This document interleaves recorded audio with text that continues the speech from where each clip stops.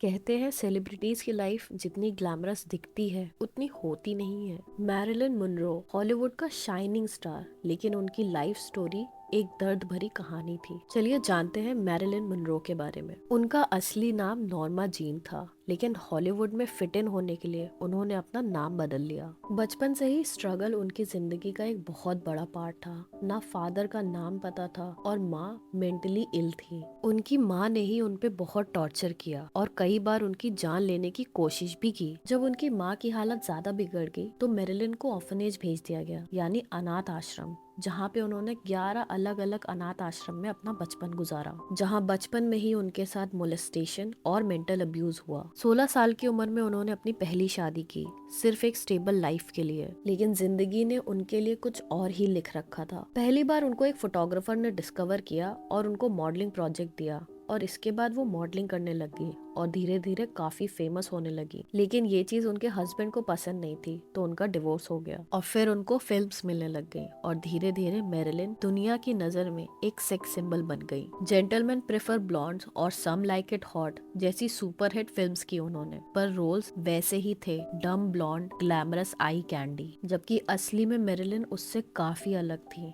Intelligent, sensitive और deeply insecure. उसके बाद उनकी शादी हुई जो डिमैजियो से, जो एक फेमस बेसबॉल प्लेयर थे, लेकिन ये शादी भी टॉक्सिक निकली। जब उनका आइकॉनिक स्कर्ट वाला सबवे सीन शूट हो रहा था, जो वहीं थे, और उनको ये बिल्कुल अच्छा नहीं लगा और गुस्से में आके उन्होंने मैरिलिन को होटल में बहुत मारा और फिर उनका डिवोर्स हो गया। फिर मैरिलिन ने शादी करी आर्थर मिलर से, जो कि एक राइटर थे, जिसे मैरिलिन ने सच में दिल से चाहा था। पर ये शादी सिर्फ 5 साल चली, क्योंकि इस रिलेशनशिप में मैरिलिन के बहुत आर्ग्यूमेंट्स होते थे, मिसकैरेजेस हुए और वो इमोशनल डिस्टेंस फील करती थी। और फिर एक दिन मैरिलिन ने आर्थर की डायरी पढ़ ली, जिसमें लिखा हुआ था आई एम डिसअपॉइंटेड इन हर, और वो ये पढ़ के टूट गई कि उनके ही हस्बैंड उनके बारे में ऐसा सोचते हैं। फिर कुछ सालों के बाद रूमर्स आए कि मैरिलिन का अफेयर जॉन एफ कैनेडी से था, जो उस टाइम पे यूएस के प्रेसिडेंट थे, और शायद इसी वजह से यूएस गवर्नमेंट मैरिलिन को एक खतरे की तरह देखने लगी। और फिर एक दिन बस 36 की उम्र में मैरिलिन की डेथ हो गई। उनकी डेथ का रीजन बताया जाता है ड्रग ओवरडोज का,